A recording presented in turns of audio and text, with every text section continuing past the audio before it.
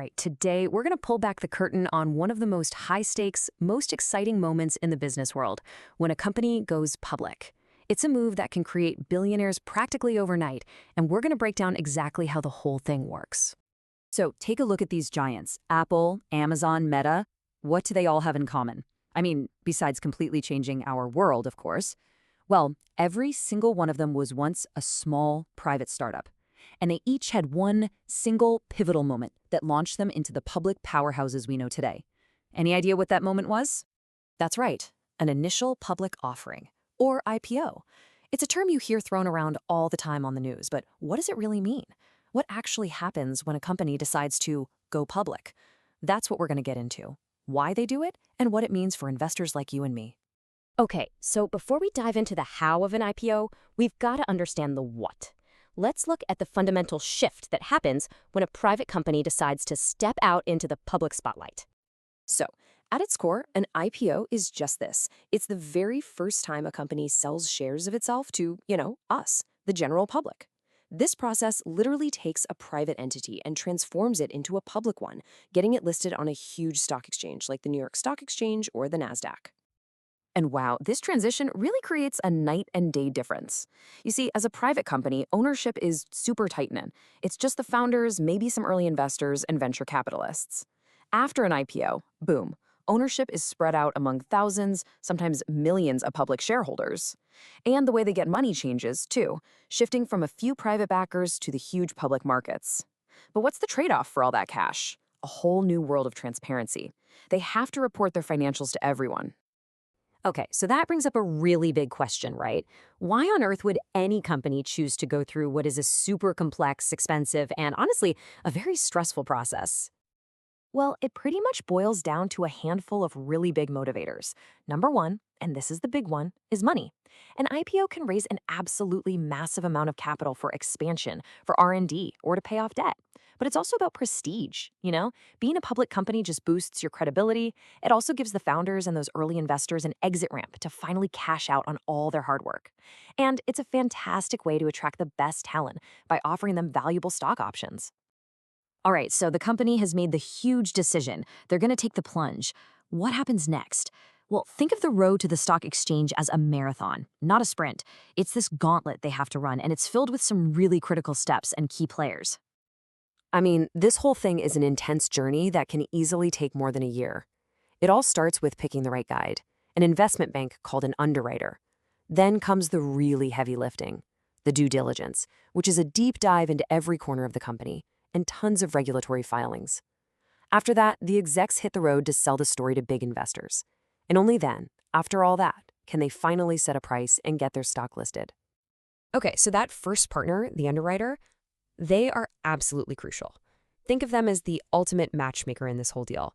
This investment bank advises the company on everything, from how much it's worth to navigating all the rules. And most importantly, they're the ones who connect the company to the big institutional investors who are going to buy up the first huge blocks of stock.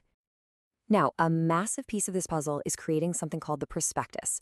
You can think of it as the company's official, super detailed report card.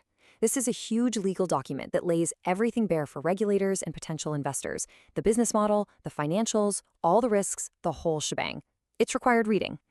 So before the opening bell rings, the company's top brass goes on what's called a roadshow. This isn't some fun concert tour. It's a high-stakes marketing blitz where they pitch the company's story to the big money players, hedge funds, banks, you name it. The goal here is to build up the buzz, figure out how much demand there is, and get a feel for what price the market will really pay.